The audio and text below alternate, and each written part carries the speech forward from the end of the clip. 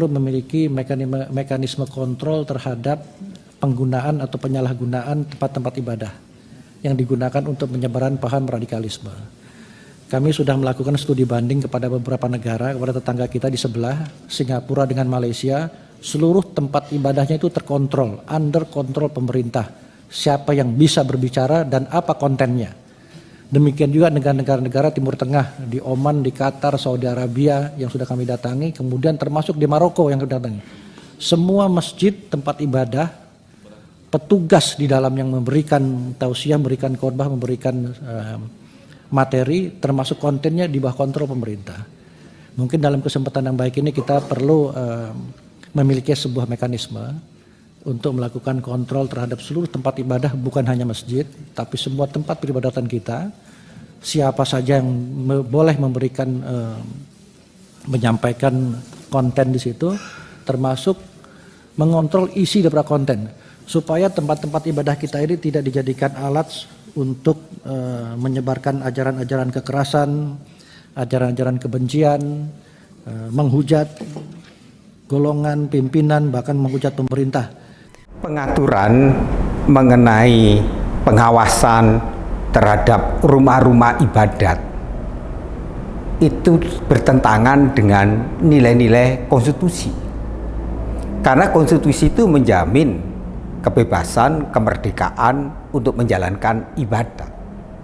Maka negara tidak bisa intervensi terhadap keyakinan, bahkan intervensi mengatur untuk orang beribadat atau juga mengawasi tempat-tempat ibadat.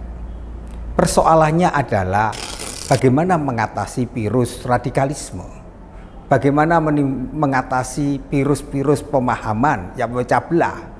Maka disinilah pentingnya moderasi umat beragama. Cara yang efektif menurut kita adalah bagaimana moderasi agama itu harus menjadi tidak sekedar wacana, tetapi moderasi menjadi gerakan umat beriman. Kalau moderasi menjadi gerakan umat beragama, maka dia menjadi cara berpikir bertindak benalar, di mana orang yang beragama di Indonesia harusnya mengaktualisasi nilai-nilai Pancasila itu. Dalam nilai Pancasila, disitulah di mana terwujudnya persaudaraan sejati, saling menghargai perbedaan dan menerima perbedaan. Dan dalam Pancasila itulah kita disatukan meskipun berbeda keyakinan, berbeda etnis, suku, tetapi kita menjadi bangsa Indonesia. Maka tugas yang kita emban bersama, bagaimana agama menjadi inspirasi iman, bukan aspirasi kepentingan politik yang sempit dan aspirasi kepentingan yang memecah belah. Maka agama harus dikembalikan menjadi fungsi inspirasi iman.